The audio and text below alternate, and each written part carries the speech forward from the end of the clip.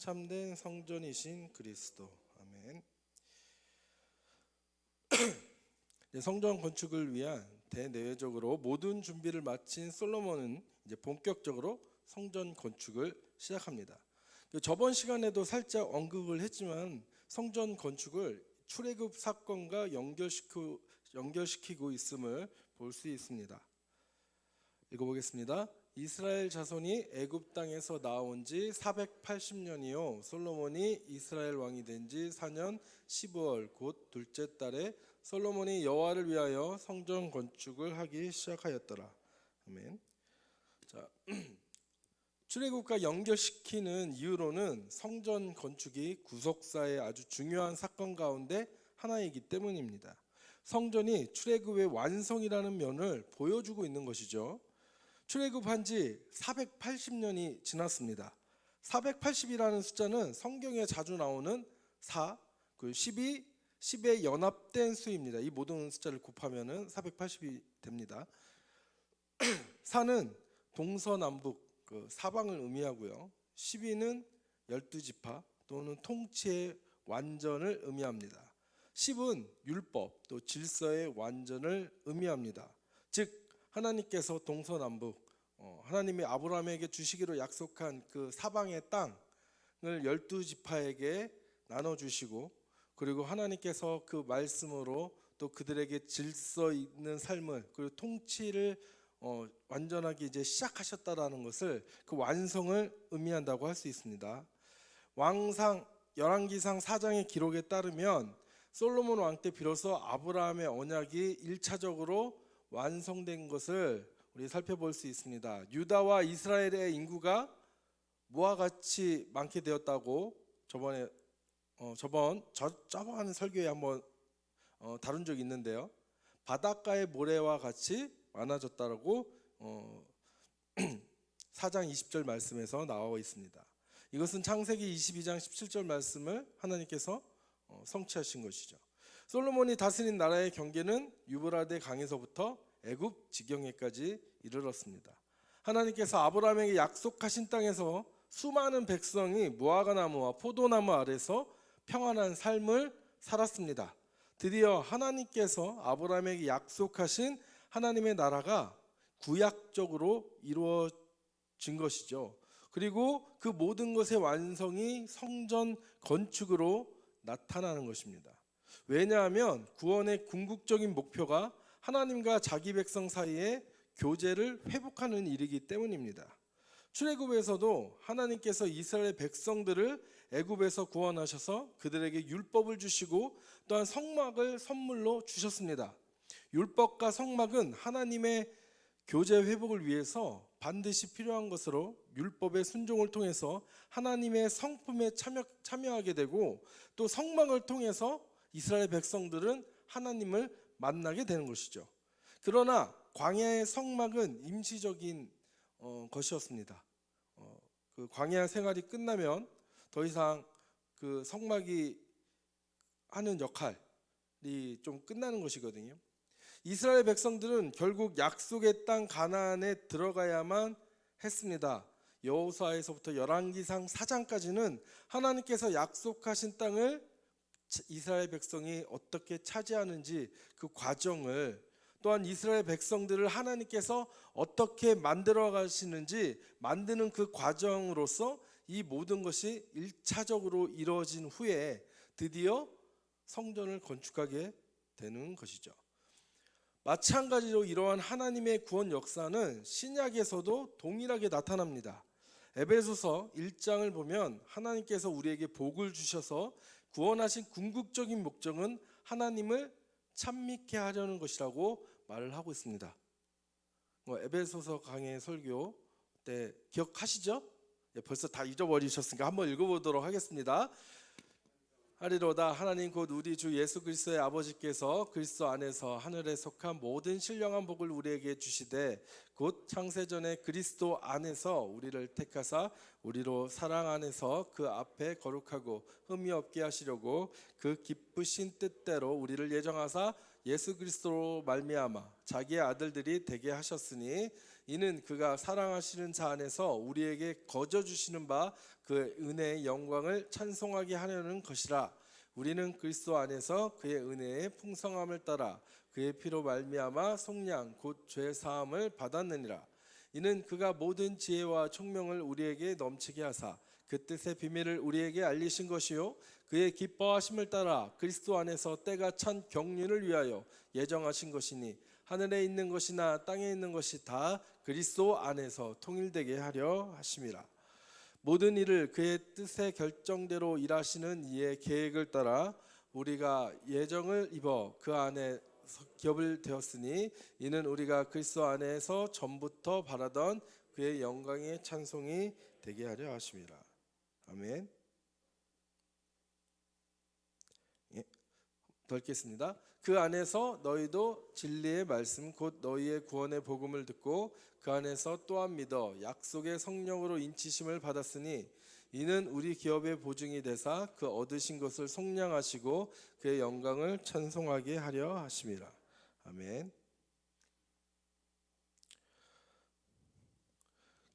제가 이제 노란색으로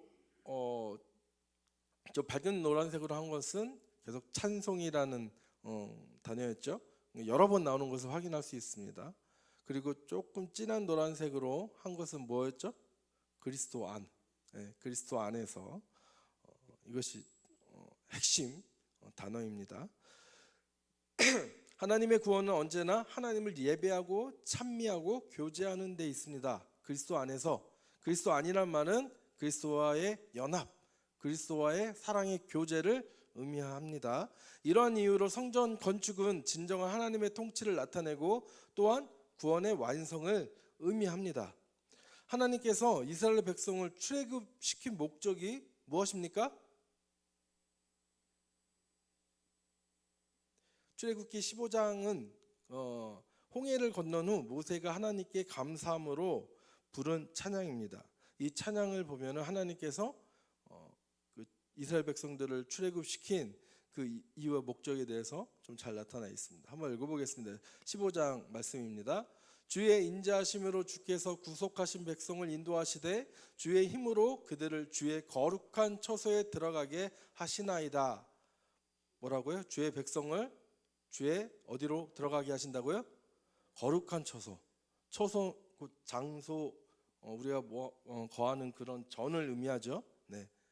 우리를 하나님의 거룩한 처소에 들어가게 하시려고 우리를 이스라엘 백성들을 출애굽하셨습니다. 이것은 오늘 우리에게도 신약의 백성들에게도 동일하게 적용되는 말씀이죠. 그런데 잘 생각해 보면은 지금 홍해를 막 건너고 애굽의 그 군사들이 그 홍해 이제 바다에 이제 수장이 됐잖아요. 그것을 보면서 모세가 하나님께 찬양하는 시입니다. 찬양의 노래. 자, 이 고백이 있을 때는 이스라엘 성막이 지어졌을까요? 안 지어졌을까요? 예, 지어졌을 것 같습니까?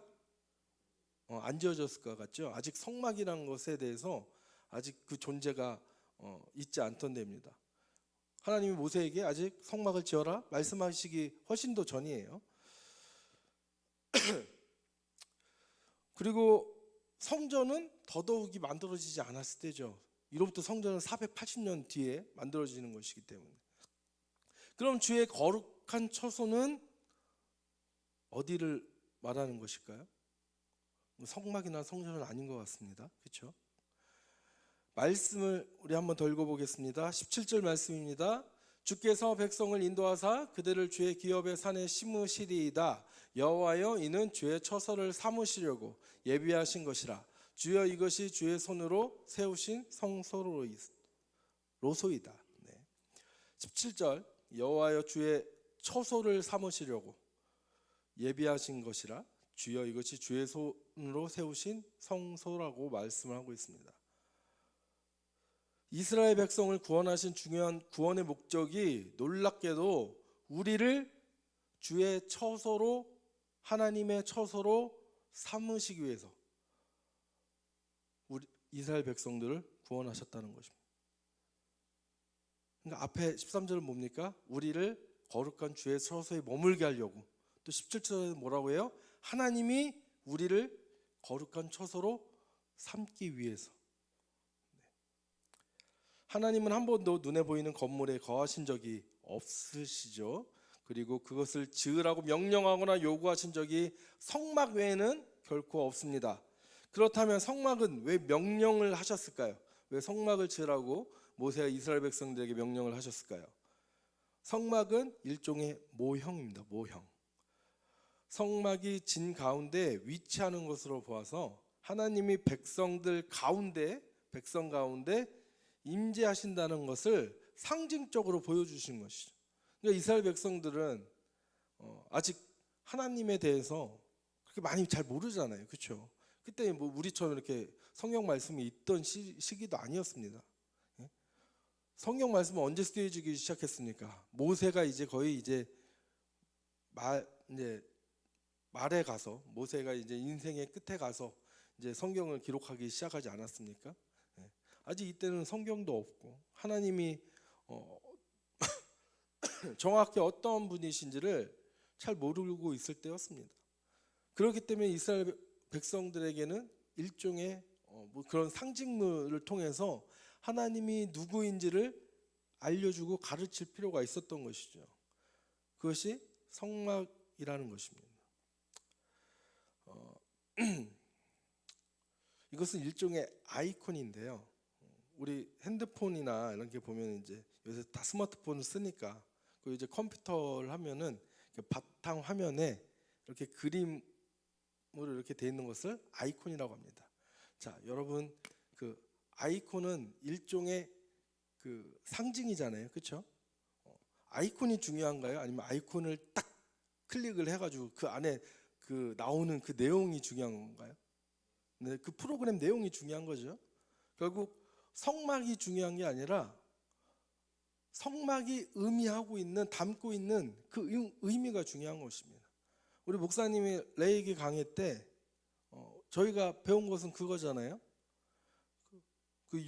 뭐 그런 형식 그런 게 중요한 것이 아니라 그 형식이 담고 있는 그 내용이 무엇을 뜻하는지, 하나님이 그 형식을 통해서 무엇을 말씀하고 싶어 하시는지, 그게 더 중요하지 않았습니까? 그렇죠? 그런데 지금의 유대인들은 그 내용은 보지 않고 뭐만 봐요? 그 형식에만 그냥 중요시하게 생각하고 그 형식이 무너지면 큰일 나는 것처럼 벌벌 떨면서 살고 있지 않습니까?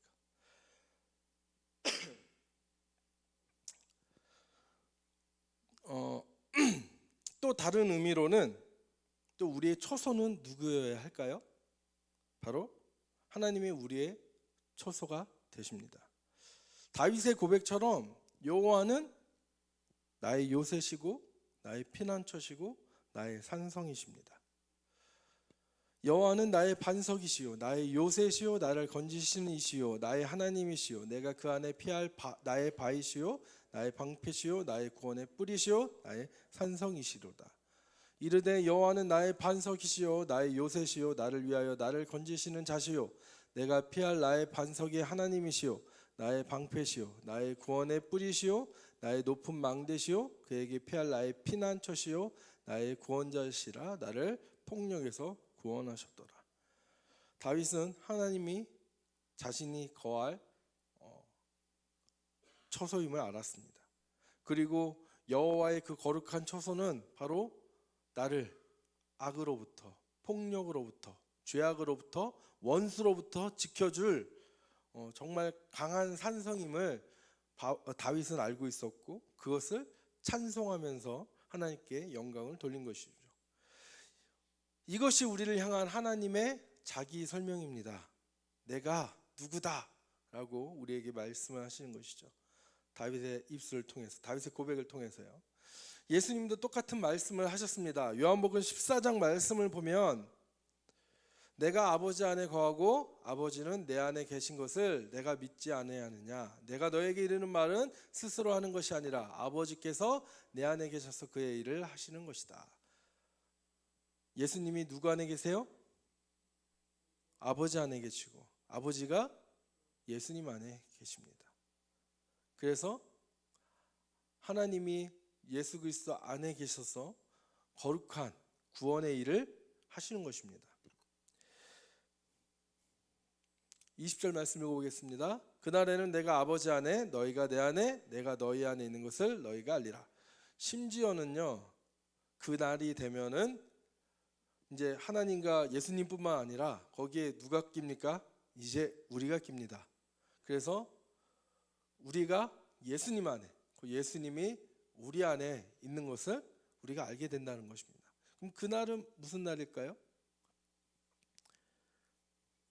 19절 말씀 읽어보면 그날에 대해서 나옵니다. 조금 있으면 세상은 다시 나를 보지 못할 것이로되 너희는 나를 보리니 이는 내가 살아있고 너희도 살아있겠습니다. 조금 있으면 이제 예수님이 이제 십자가에 달려서 죽으시고 무덤에 이제 묻히시는 것이죠. 그리고 사흘 만에 부활하신 그 사건을 의미합니다. 그 날을 의미합니다. 더 정확하게는 오순절 마가의 다락방에서 성령이 120명의 제자들에게 임한 날을 의미하기도 하죠. 그 날에 성령이 임하는 날, 성령이 우리에게 임하는 날에 바로 우리가 20절 말씀 예수님이 아버지 안에, 그리고 우리가 예수 그리스도 안에, 그리스도 예수님이 우리 안에 있는 것을 우리가 알게 되는 것입니다. 누구로 인해서요? 성령님으로 인해서 우리가 그것을 알게 되는 것이죠. 우리가 그리스도가 거하는 처소가 되고요. 그리스도는 우리가 거하는 처소가 됩니다. 이것을 이제 상호내주라고 합니다. 상호내주. 서로 이제 그 안에 거하는 거. 어찌 보면 이건 엄청난 모순입니다. 그렇죠. 어떻게 그렇게 있을 수 있어요? 누가 한 명만 이렇게 안에 있을 수 있지. 갑자기 내가 그리스도 안에 있고 내 안에 그리스도가 있고 그 안에 또 내가 있고 뭔가 이상하잖아요. 이건 엄청난 모순이죠. 근데 이게 어떻게 가능할까요? 바로 성령으로 말미암아 이러한 일이 가능하게 되는 것입니다. 성령으로 말미암아 그리스도와 연합함으로 하나됨으로 한 영이 됨으로 이러한 일이 가능하게 되는 것이죠. 그렇다면 이 상호내주란 무엇일까요? 이거는 좀 더 뒤에서 한번 더 살펴보도록 하겠습니다.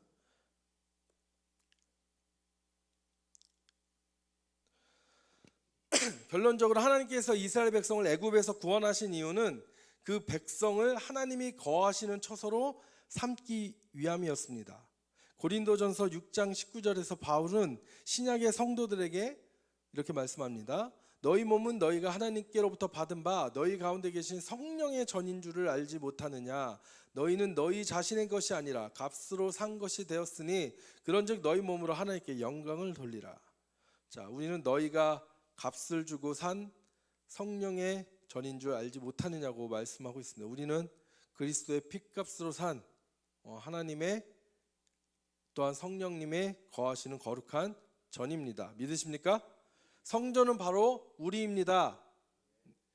성전 건축을 시작하면서 이 나레이터가 출애굽 사건과 성전 건축을 연결시킨 목적은 출애굽의 이러한 하나님의 목적과 그 뜻을 후대의 독자들에게 각인시키기 위함이었습니다. 그러나 솔로몬은 이러한 하나님의 뜻, 즉 본질적으로 중요한 것은 망각한 채 자기의 뜨거운 그 종교적 열망과 열심으로 백성들에게 무거운 멍에를 지우려고 하는 바로 그때, 아니 백성들도 훗날 자신들이 겪을 그 고통의 무게를 알지 못한 채 하나님의 성전을 지을 생각으로 한껏 들떠 있을 그때 하나님께서 말씀하시는 것이죠. 너희들이 나를 위해 지으려고 하는 이 건물, 성전이 나에겐 결코 중요한 것이 아니다. 나에게 중요한 것은 언제나 너희들이었다. 내 백성이었다. 내 처소는 바로 너희 나의 백성들이다 라고 하나님이 말씀하시는 것이죠. 하나님은 우리가 얼마나 번듯하게 성공했느냐에 1도 관심이 없습니다. 하나님은 우리가 그냥 그 있는 모습 그대로 우리 자체에 관심이 많으신 분이십니다. 우리가 얼마나 번듯하게 사는지, 얼마나 성공했는지, 또 얼마나 헌금을 많이 하는지에 대해서는 하나님 관심 1도 없으시다니까요. 우리가 그리스도와 연합해서 정말 행복한지, 즐거운지, 또한 안식의 의미를 우리가 제대로 누리고 있는지, 우리 주님의 관심사는 바로 이것입니다.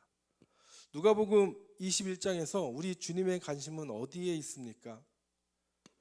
읽어보겠습니다. 예수께서 눈을 들어 부자들이 헌금함에 헌금 넣는 것을 보시고 또 어떤 가난한 과부가 2렙돈 넣는 것을 보시고 이르시되 내가 참으로 너희에게 말하노니 이 가난한 과부가 다른 모든 사람보다 많이 넣었도다. 저들은 그 풍족한 중에서 헌금을 넣었거니와 이 과부는 그 가난한 중에서 자기가 가지고 있는 생활비 전부를 넣었느니라 하시니라. 아멘. 자, 부자들의 관심은 어디에 있습니까? 헌금의 양에 있겠죠. 얼마나 많은 헌금을 많이 하느냐. 자, 그런데 예수님의 관심은 어디에 있습니까? 가난한 과부에게 있습니다.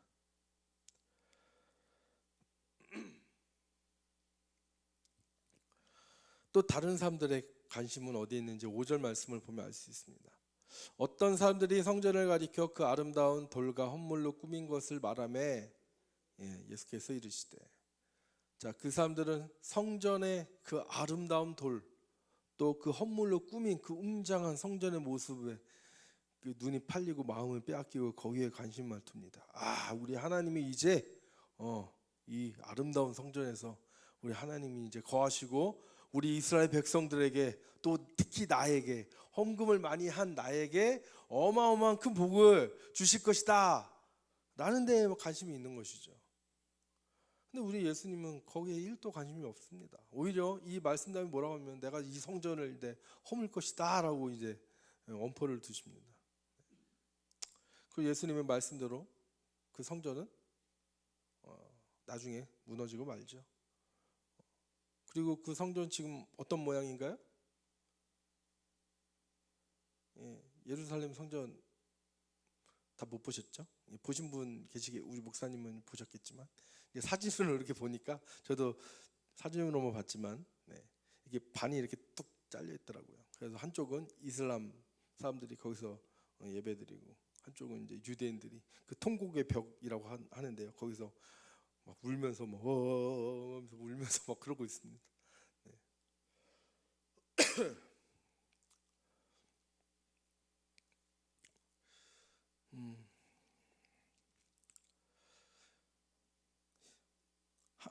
아름다운 돌과 헌물로 꾸민 성전에 이 관심을 가진 이들은 오늘 본문 말씀을 통해서 하나님의 참된 뜻을, 또한 그 마음을 헤아리지 못한 사람들이죠. 이들이 오늘 우리 열왕기상 6장의 말씀, 그 본문 말씀을 몰랐을까요? 아니요, 이들은 암송할 수 있을 정도로 막 달달 외울 정도로 아마 이 말씀에 대해서 잘 알고 있는 사람들이었을 것입니다. 그러나 그들은 하나님이 어떠한 분인지는 알지 못하는 자들이었죠. 그렇기 때문에 성전이 결코 너희들의 안식을 보장하지 않는다는 그 역사적 사실이 있었음에도 불구하고 여전히 성전이 하나님이 거하시는 처소로 착각하고 또 자신들을 보호하고 자신들에게 복을 줄 바로 그 장소로 착각하고 자랑하고 있는 것입니다. 이들에게 성전은 곧 우상이 된 것입니다. 사랑하는 여러분, 하나님의 이 말씀은 변하지 않고 지금도 동일하게 우리에게 적용되는 말씀입니다. 믿으십니까? 신앙생활에서 가장 중요한 것은 무엇보다도 하나님과의 관계입니다.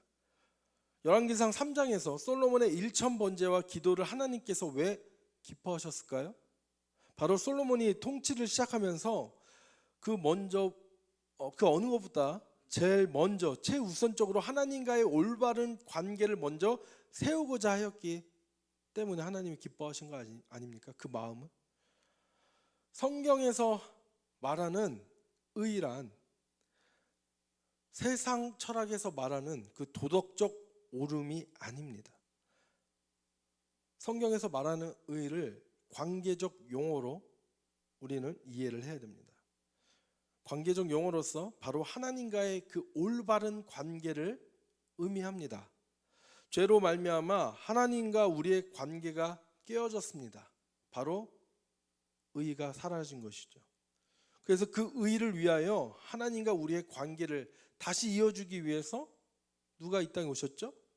예수님이 이 땅에 오셔서 성육신하여 오셨고, 하나님 말씀에 온전히 예수님께서 순종함으로 자신이 먼저 하나님 아버지와의 관계를 온전하게 세우셨습니다. 그렇기 때문에 성령으로 그리스도와 연합을 이룬 우리가 그리스도와 한 몸이 되면 그리스도의 그 의가 우리의 의가 되는 것입니다. 예수님과 하나님과의 그 올바른 관계가 예수 그리스도로 말미암아, 예수 그리스도와 하나됨으로 말미암아 우리와 하나님과의 올바른 관계가 형성이 되는 것입니다. 회복되는 것입니다. 이것이 구원입니다. 믿으십시오. 하나님과 나의 관계가 빠진 모든 종교적 열심은 우상이 될 수밖에 없습니다. 성전이 우상이 될 수 있었듯이 예배에 대한 예배의 열심도 우상이 될 수 있고요, 우리의 열정을 다한 사역도 우상이 될 수 있습니다.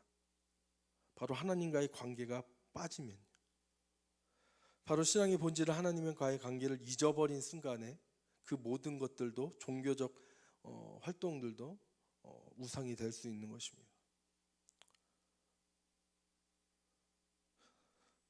내레이터는 솔로몬이 지은 성전의 구조의 크기에 대해서 2절부터 10절에 묘사하고 있습니다. 성전은 당대의 다른 신전들과 유사하게 지성소, 또 성소, 바깥들의 세 부분으로 나누어 있었습니다. 그리고 성전 골격에 대한 묘사를 한 후에 나레이터는 14절부터 38절에 성전 내부 장식, 즉 인테리어에 대해서 기술을 합니다. 이렇게 해서 솔로몬 제11년 8월에 성전 건축이 끝이 납니다. 솔로몬 제4년 2월에 시작된 성전 건축은 7년 6개월 만에 완공이 되었습니다. 그런데 이 성전 외양과 또 내부 장식에 대한 기술과 출애굽기 성막에 대한 기술을 비교해 보면요, 성전의 규모가 성막과는 비교가 될 수 없이 크고 웅장함에도 불구하고 그 설명이 성막에 비해서 매우 빈약하다는 것을 발견할 수 있습니다. 달랑 그 성전 외양에 대한 그 설명 구절이 저거고요, 성막은 무려 25장, 26장, 27장 3장이 세 장에 걸쳐서 성막에 대해서 설명하고 있는 것에 반해 솔로몬의 성전은 달랑 이겁니다. 규모 면에서 차이가 엄청났을 텐데 오히려 이게 더 많은 양을 차지해야 되지 않겠습니까? 그런데 왜 이렇게 조금 했을까요? 대충 설명한 겁니다. 대충 설명한 거예요. 그럼 대충 설명했다는 이유는 뭘까요? 중요하지 않다는 거죠. 성막만큼 중요하지 않다는 것입니다. 그러니까 그냥 살짝 설명하고 넘어갑니다. 자, 여기 보시면은 2절, 10절, 14절, 38절 몇 절이 이렇게 비어 있습니까? 11절에서 13절이 이렇게 비어 있죠.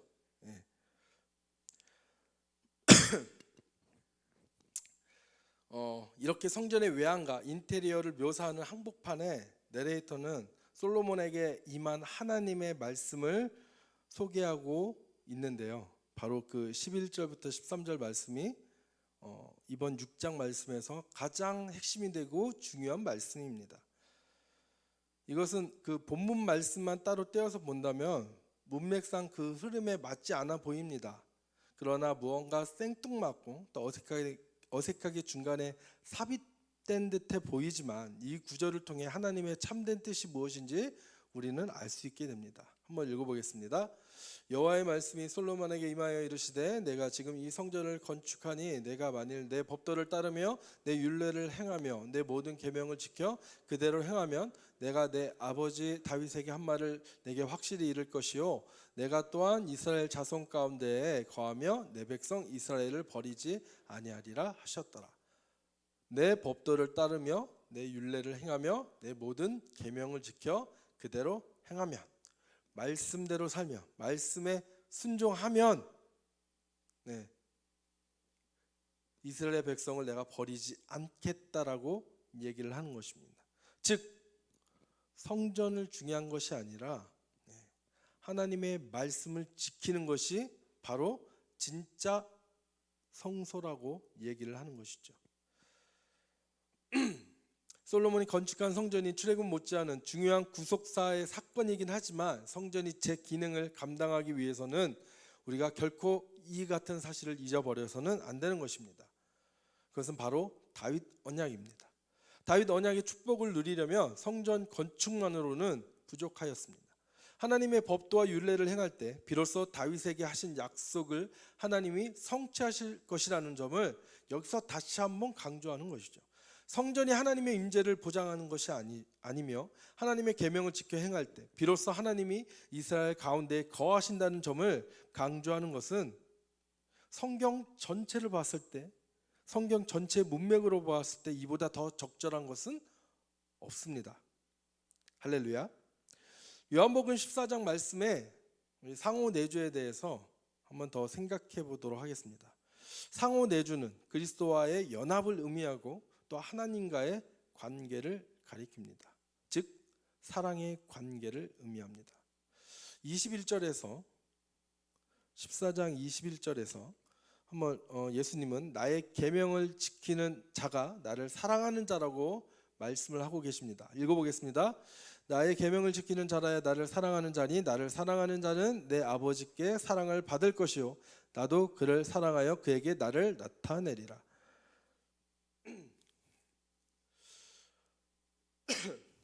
주의 말씀에 순종하는 것은 주를 사랑하는 것입니다. 바꿔 말하면 주를 사랑하면 그 말씀에 순종할 수밖에 없습니다. 그리스도가 말씀이듯이 그리스도를 사랑하는 우리도 그리스도를 닮아 말씀이 되는 것입니다. 되어가는 것입니다. 말씀이 내 안에 또한 내가 말씀 안에 말씀과 내가 하나로 연합하게 될 때 세상은 그리스도를 닮은 말씀을 닮은 우리의 말과 행동, 우리의 모습을 통해서 우리의 삶을 통해서 누구를 보는 걸까요? 누구를 바라보는 것일까요? 우리를 통해서 예수 그리스도를 바라보는 것입니다. 사랑하는 성도 여러분, 예수님을 온 마음을 다해 사랑하십니까? 내 생명과 힘을 다해 아버지 되신 하나님을 사랑하십니까? 오늘 본문 말씀을 통해서 너를 사랑한다고 말씀하시는 사랑이 많으신 아버지의 그 따뜻한 음성이 여러분 들리십니까? 사랑하면 서로 닮는다는 말이 있죠. 지금 우리의 모습은, 내 모습은 누구를 닮았습니까? 아니 누구를 닮아가고 있습니까? 참된 성전이신 예수 안에 거하는 우리가 되기를 소망합니다. 말씀을 억지로 따르기 위해 애쓰며 또 말씀대로 살아가지 못함으로 인해 늘 좌절하고 죄책감에 눌려 고통 속에 살아가는 그런 불행한 인생이 아니라 우리를 향한 주님의 사랑이 차고 흘러넘쳐 충만한 삶이 되기를 축복합니다. 기도하시겠습니다.